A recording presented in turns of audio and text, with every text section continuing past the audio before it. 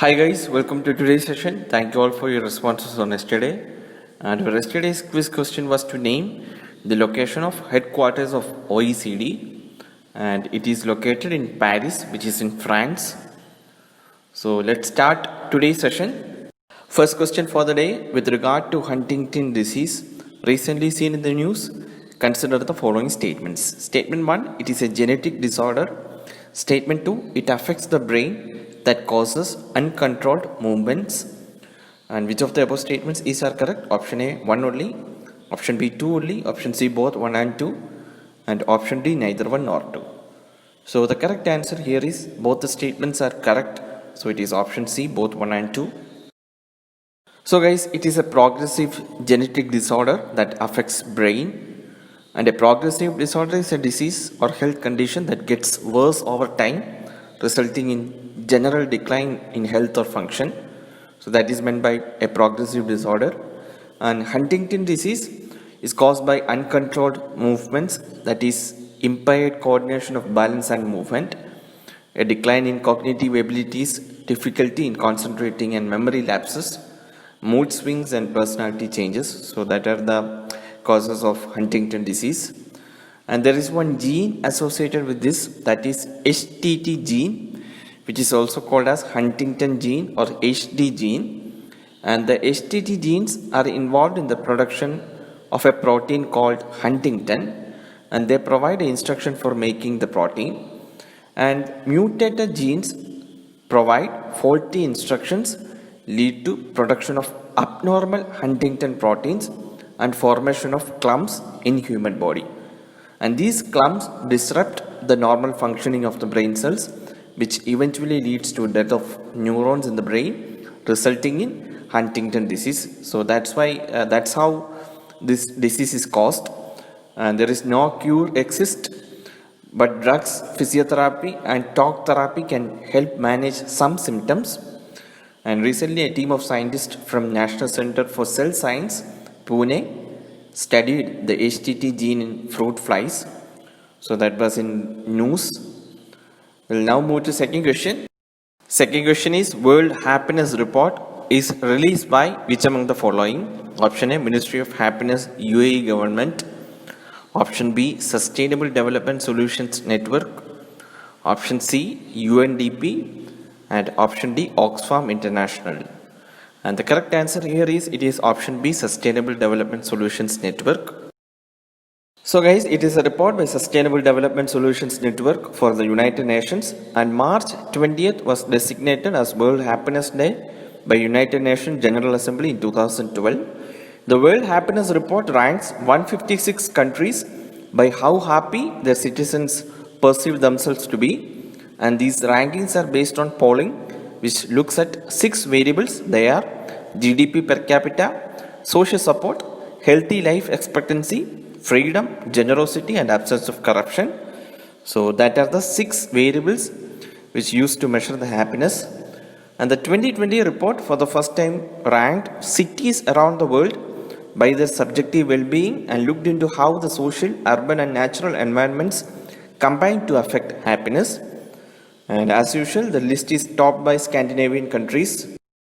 Finland ranked as the world's happiest nation for the 3rd consecutive year. Nordic state dominated the top 10 along with countries such as Switzerland, New Zealand and Austria. And the countries at the bottom are those affected by violent conflicts and extreme poverty, with Zimbabwe, South Sudan and Afghanistan classified as the world's least happy nations. And India, previously ranked at 140, now dropped to 144. Our rank is way lower than our neighbors also. Nepal is ranked at 92, Pakistan is at 66, Bangladesh at 107 and Sri Lanka at 130th position. So India is a new entrant to the bottom 15 group. We are also a nation with poverty, violence and all, and we can't expect our people to be the happiest.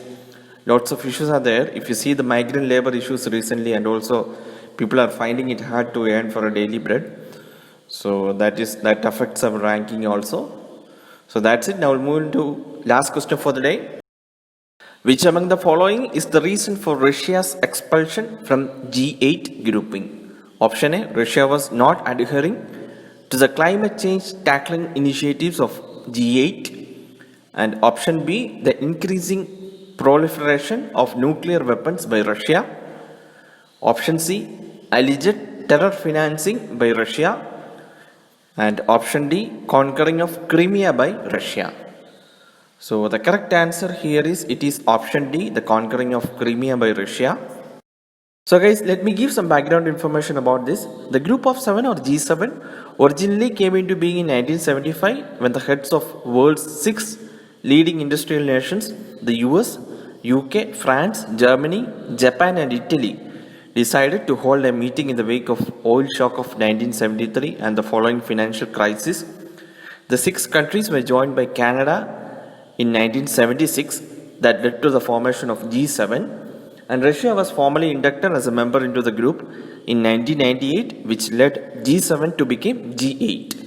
However, the Russian President Vladimir Putin's act of moving Russian troops into eastern Ukraine and conquering Crimea in 2014 drew heavy criticism from other G8 nations, and the other nations of the group decided to suspend Russia from G8 as a consequence of its actions, and the group became G7 again in 2014. Actually, Ukraine was one of the republics within the USSR during the Cold War days and has remained as a strong ally of Russia ever since till 2013. And in 2013, what happened is Ukraine was planning to sign an association agreement with European Union, and Russia sternly objected to it, and it led to tension between Ukraine and Russia. And Russia subsequently annexed Crimea, which is a Russian-speaking province in Ukraine. You can say a district. And Russia annexed Crimea by force and declared its sovereignty over it with the people's support. And the resultant conflict has so far claimed about 10,000 lives and displaced millions with no lasting resolution in the site. And there was one peace accord in 2014-15 called Minsk Peace Accord for solving the issues. Though the Minsk Peace Accord prohibited airstrikes and heavy artillery firing, the dispute still prevails as a low-intensity combat. So that was the Crimea issue. And that is the map of Crimea. You can see it is a peninsular area in the Black Sea. And you can see in the map the Sea of Azov between the Ukraine mainland, Crimea and Russia. And in the northwest of Crimea, you can see the Gulf of Karknit. And there is a strait connecting Black Sea and Sea of Azov. It actually separates Russia and Crimea. And that is our quiz question for the day. Name the strait which connect Sea of Azov and Black Sea. Please post your answers in the comment section, guys. And we'll end today's discussion here. Please post your scores also in the comment section. We'll meet tomorrow. Thank you for watching.